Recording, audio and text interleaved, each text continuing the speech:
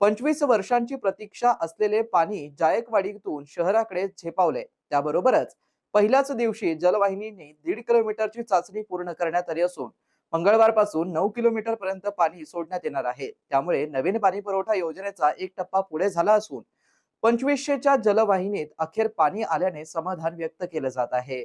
शहराचा पाणी प्रश्न कायमचा सोडवण्यासाठी राबवल्या जाणाऱ्या 2,740 कोटी रुपयांच्या नवीन पाणी पुरवठा योजनेचा सोमवारी ऐतिहासिक टप्पा ओलांडलाय. रात्री 8 वाजेच्या सुमारास जायकवाडी धरणावरती 3,700 अश्वशक्ती क्षमतेच्या महाबाय पंपांची चाचणी यशस्वी झाली असून 2,500 मिलीमीटर व्यासाच्या मुख्य जलवाहिनीमध्ये शास्त्रोक्त पद्धतीने पाणी सोडण्यात आलंय. पहिल्या दिवशी 1.5 किलोमीटर पर्यंतच्या जलवाहिनी चाचणी पूर्ण झाली असून मंगळवारी 9 किलोमीटर पर्यंत पाणी पोहोचवण्याचं उद्दिष्ट आहे. महाराष्ट्र जीवन प्राधिकरणाच्या माध्यमातून सुरू असलेल्या या योजनेचं काम आता अंतिम टप्प्यात आलंय.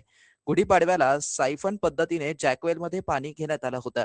त्यानंतर सोमवारी शक्तिशाली पंपाद्वारे मुख्य जलवाहिनीमध्ये पाण्याचा प्रवाह सुरू झाला. 38 किलोमीटर लांबीच्या या पाईपलाईनमध्ये एकूण 12 कव्हर व्हॉल्व बसवण्यात आले आहेत, ज्याद्वारे पाईपलाईनमधील घाण आणि कचरा काढण्याचं काम युद्धपातळीवरती सुरू आहे.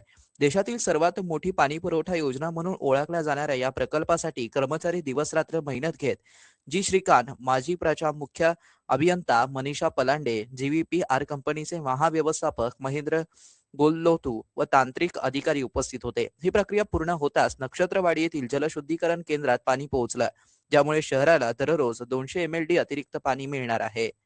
मित्रांनो, ही बातमी तुम्हाला कशी वाटली आमच्या कमेंट बॉक्समध्ये प्रतिक्रियेच्या स्वरूपात नोंदवायला विसरू नका. अशाच बातम्या बघण्यासाठी आणि अपडेट राहण्यासाठी आमच्या YouTube चॅनलला सबस्क्राईब करायला विसरू नका. धन्यवाद.